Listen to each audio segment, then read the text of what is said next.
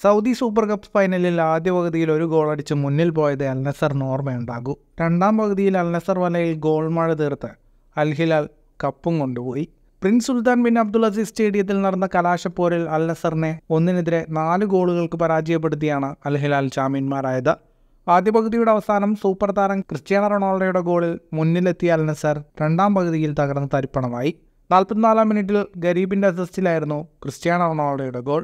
രണ്ടാം പകുതിയിൽ 55-ാം മിനിറ്റിൽ മിട്രോവിച്ചിൻ്റെ അസിസ്റ്റിൽ മിലിങ്കോവിച്ച് സാവിച്ച് അൽ ഹിലാലിന് സമനില നൽകി. അധികം വൈകാതെ അൽ ഹിലാൽ ലീഡ് എടുത്തു.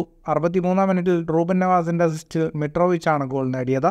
69-ാം മിനിറ്റിൽ മാൽക്കമിൻ്റെ അസിസ്റ്റിൽ മിട്രോവിച്ച് മത്സരത്തിലെ രണ്ടാം ഗോളും നേടി. പിന്നാലെ 72-ാം മിനിറ്റിൽ ബ്രസീലിയൻ താരം മാൽക്കം കൂടി ഗോൾ നേടിയതോടെ അൽ നസറിന്റെ പരാജയവും അൽ ഹിലാലിന്റെ കിരീടവും ഉറപ്പായി. മത്സരത്തിന്റെ കണക്കുകളിലേക്ക് വന്നാൽ 56% സമയം ബോൾ പൊസിഷൻ അൽ ഹിലാലിനായിരുന്നു. 8 ഷോട്ടുകളാണ് അൽ ഹിലാൽ തൊടുത്തത്. 5 ഷോട്ട് ഓൺ ടാർഗറ്റ്. 345 പാസുകൾ 85% കൃത്യതയോടെ അൽ ഹിലാൽ പൂർത്തിയാക്കി. 5 ഷോട്ടുകൾ മാത്രമാണ് അൽ നസറിന് തുറക്കാനായത്. ഒരെണ്ണം മാത്രമാണ് ഓൺ ടാർഗറ്റിലുണ്ടായിരുന്നത്.